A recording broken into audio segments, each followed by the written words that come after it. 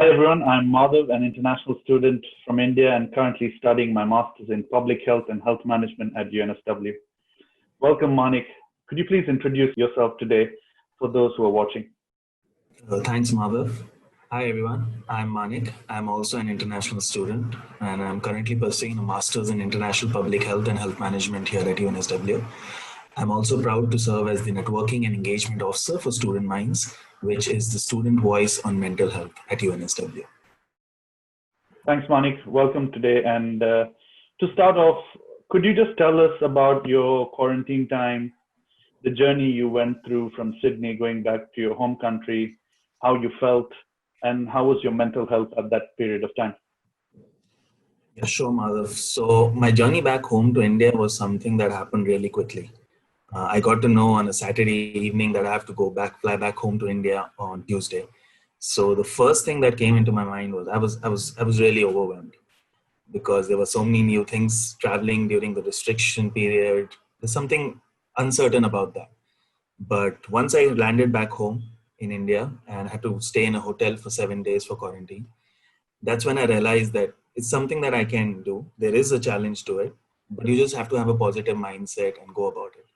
So I was not really thinking about quarantine in the beginning when I was flying out from Sydney. But once I landed back home in India and I was on the way to the hotel is when all these thoughts about quarantine and the fears about the COVID test all started coming to me.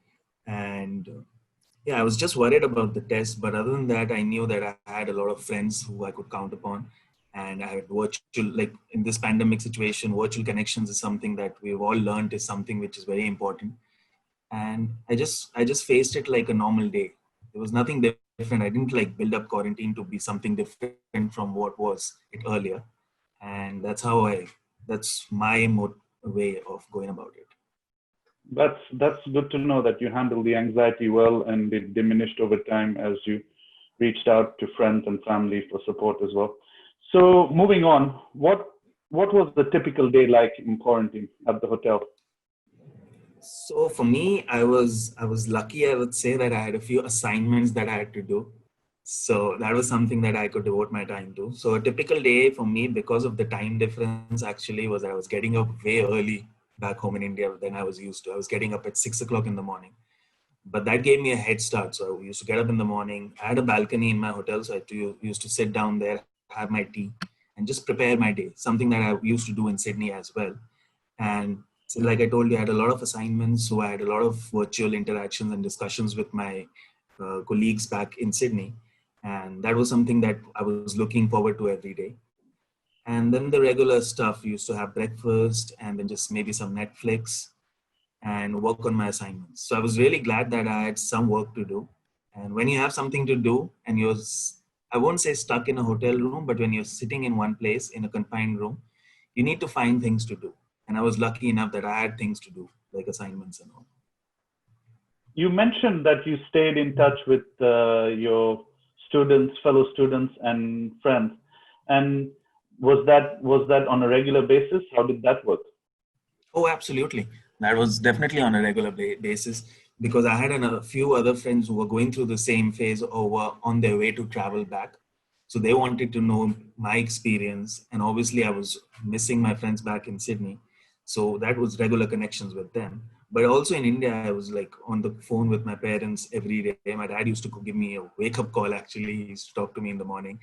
And my mom also, because I felt that I was like, I was so close home, but I was not home. So that was one feeling that it took me some time to adjust and accept the fact that, okay, I am back home, but I am not home, if you get what I mean. So regular contact with my girlfriend, with my parents on the phone.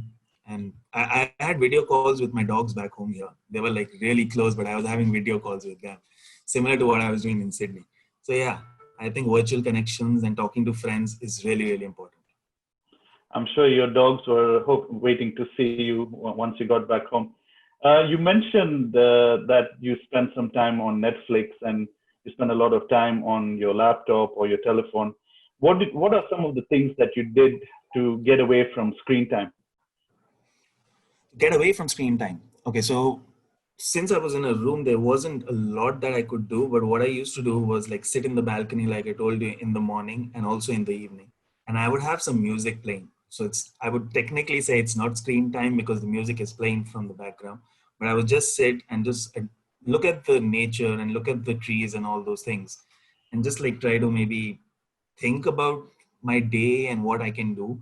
So that was something that I used to do for say about an hour, hour and a half, because like you said rightly, a lot of screen time is not too good as well.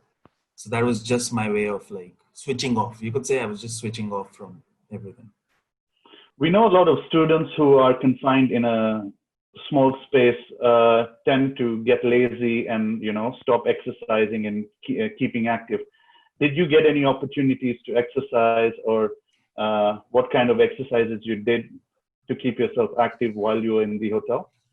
So the first thing that I did, like because we were only confined to our hotel rooms and couldn't go out, first thing I did exercise wise was mental exercise, where I trained myself to think that this is a routine day.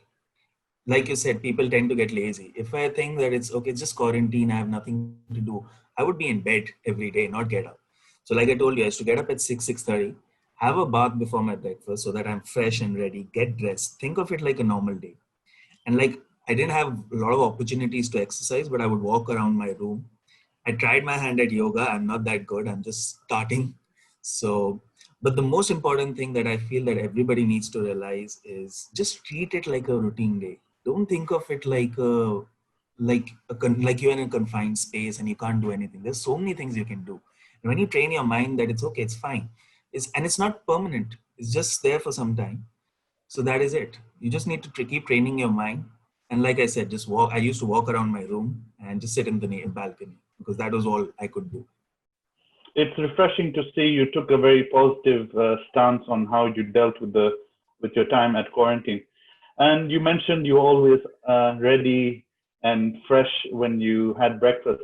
So what was the food scene like? What sort of food did you have over the 7 days you Oh, were in quarantine?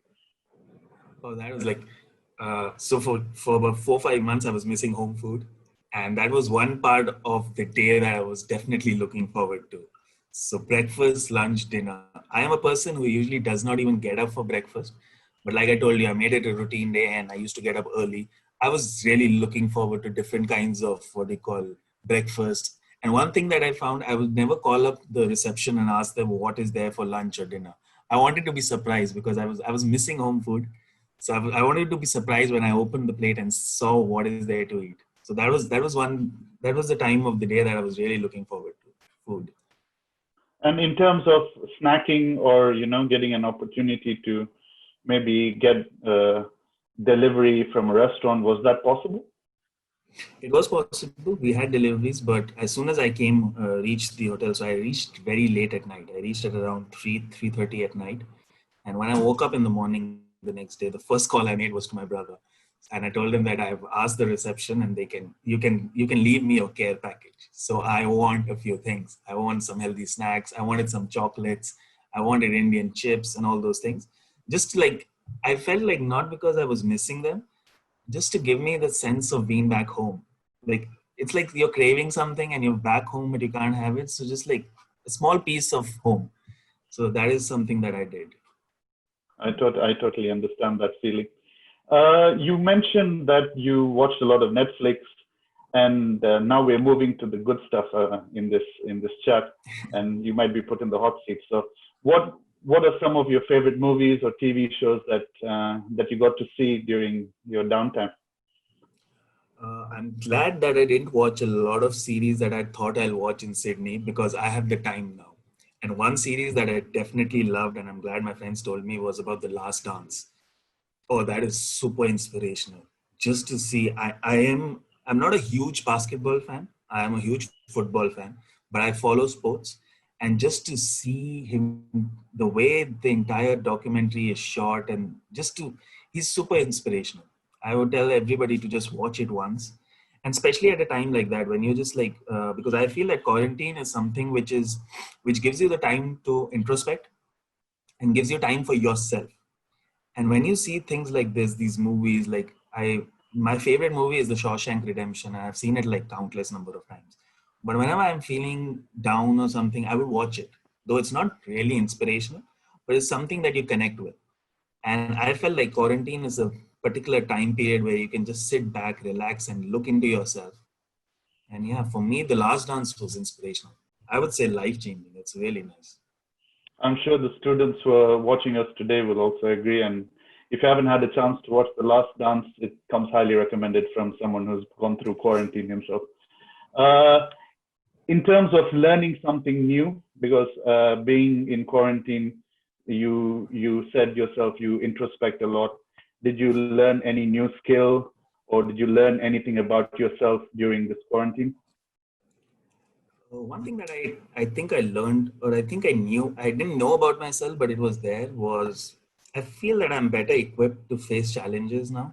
Because to think about it, coming back from Sydney to India at the peak of coronavirus and with all these new restrictions of travel and everything it's the new normal, right?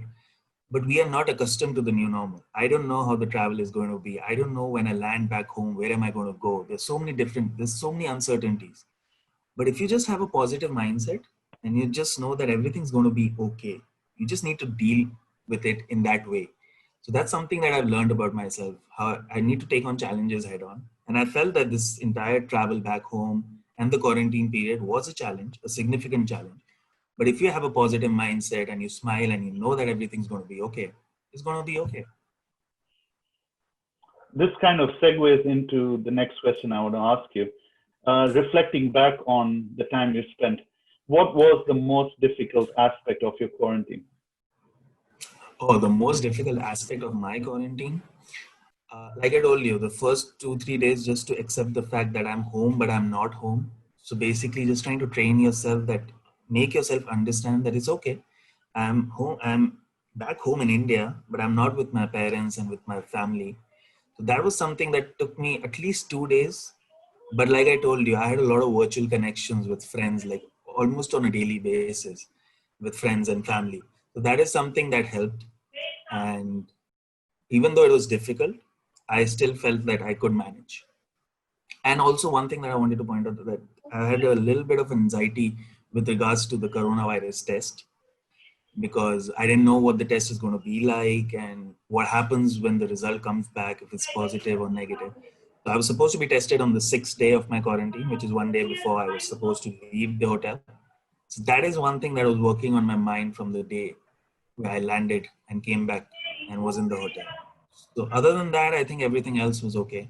And I just accepted the fact that it's not permanent, it's temporary, and I'll be back home soon. That's good to know that eventually you came to terms with the situation you've been put in, and you have that mental frame of mind to take it in a positive way and move forward as well.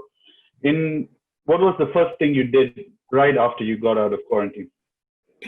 Okay, so like I told you, I have 3 dogs home. So the first thing, my brother came to pick me up from the hotel, and I had 7 days quarantine in home also. So I had to be in my room, but I spent a lot of time with my dogs in my room. So that was different, and that's the first thing I did, like played with my dogs. Yeah, I called it from the start. I knew you'd say that because from the sound of it, you really love your dogs, and I'm sure they love you too as well. Just before you go, Manik, 3 pieces of advice that you'd give someone on the first day of quarantine. 3 pieces of advice from me. The first thing I want to say is think of the quarantine time as time for yourself, and try to think of it as routine. Don't think that it's even think of it as a vacation or a holiday, but have a set plan. Like get up in the morning, have your routine set in place, and just think of it as time for yourself and for you to introspect and learn things about yourself. Like I told you, I learned that I can deal with challenges with a positive frame of mind. So that is one advice I'll give. The second advice I will keep telling them, anybody who's in quarantine, is to keep thinking that it is not permanent. It is not permanent. Be it day one, be it day three, be it day seven, be it day 14 for that. It's not permanent. It's temporary. This is just a small time period. And think of it like a mini vacation for yourself. Coming back to my first point. And the third point, which I feel is extremely, extremely important, is do not go into a shell. There will be good days, there'll be bad days in quarantine. There'll be days when you get up and you're like, oh, I don't like this day. Why am I stuck in a room? talk to your friends, talk to your family. Do not go into a shell. And coming back again, it's not permanent. It's temporary. It's just a mini vacation for yourself. Thanks, Manik. You have summed it up in a perfect way, and I can't put it out any better for all the students that are listening.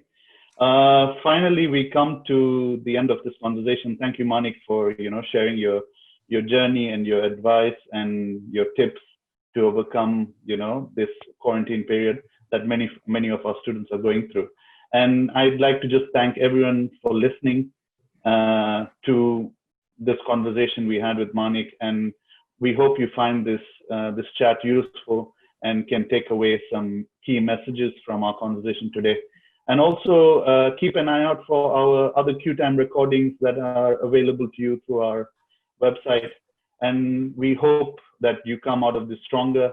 Like Manik said, keep connected with your family and friends, keep moving, exercise, get a good night's sleep, and always seek help if you need to. It's okay not to be okay, and there's always people out there to support you. Thank you, everyone, and thanks for watching.